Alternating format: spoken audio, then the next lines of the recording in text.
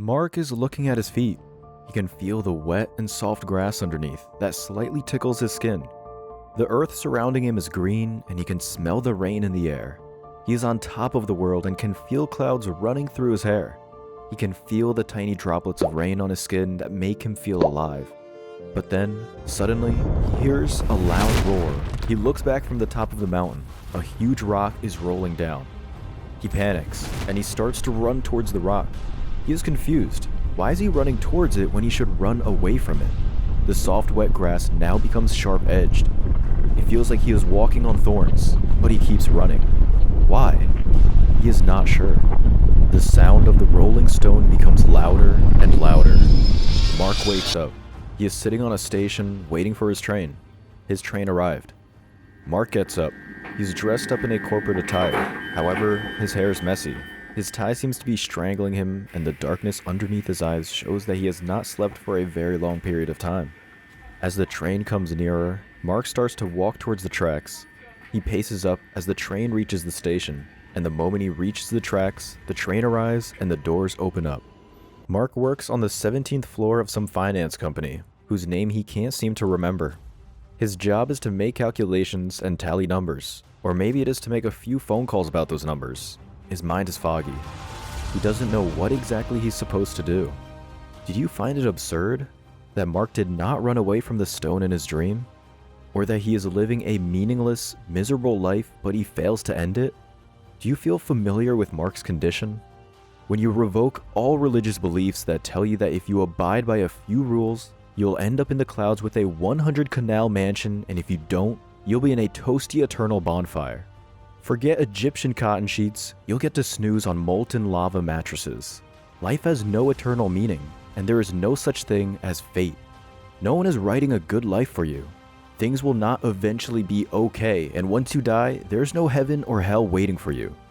You are just a blob of flesh breathing on this spinning rock, which itself is slowly being swallowed by the sun. So anyone and everyone living on this rock will eventually die, so what's the point of living at all? Why have children? Why build empires? Why even get out of bed in the morning? And there are two schools of thought that help you to cope with the meaninglessness of the world and your lives: existentialism and absurdism. Here we are going to talk about absurdism. Absurdism is the answer to the human desire to find meaning and purpose in life and the apparent meaninglessness of the universe. Too philosophical of me? My bad. Let's simplify. Absurdism suggests that the search for inherent meaning in existence is futile, and that humans need to give life a meaning instead of waiting for an omniscient force to tell us what to do. Absurdism is the belief that life is a grand spectacle of nonsense, and we're the bewildered audience trying to make sense of it all. Have you ever looked for your glasses all around your house, under the sofas, on the kitchen counter, or in the drawer of your car, when you had it on your head all along? That's what absurdism is. All along, you have the power to decide. Decide what you want from your life, what purpose or meaning you want to give your life.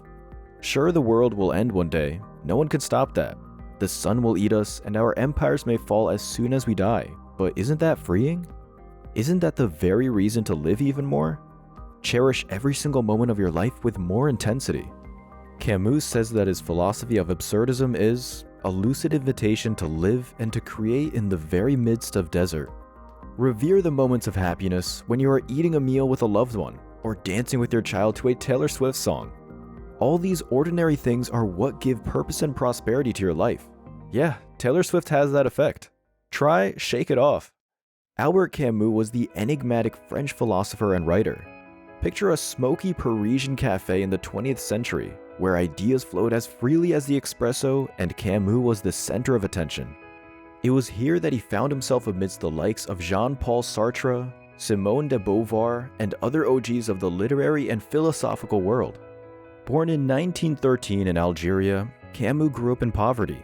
His father passed away when he was a year old, and his mother worked as a cleaning lady. Camus is perhaps best known for his novel, The Fall.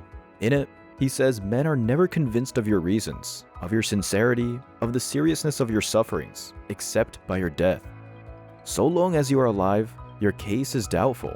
You have a right only to their skepticism.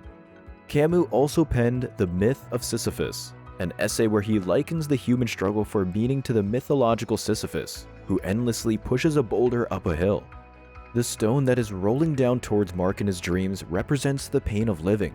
It is inevitable, and you have no choice but to suffer in this world. So instead of running from it, embrace it. In 1957, the world recognized Camus' exceptional contributions to literature and awarded him the Nobel Prize. On January 4th, 1960, Camus, a passenger in a car, gazed out at the rolling hills of Burgundy. The car he was in, driven by his publisher and friend, veered suddenly, and in the blink of an eye, Camus' life intersected with a train's path. Camus' one of the most cherished pieces of work is The Stranger. It explores existential themes, portrays the alienation of the individual, thus it is relatable to the modern world. In the novel, Meursault, the protagonist, a French man who lives in Algeria, faces 3 different deaths in the novel.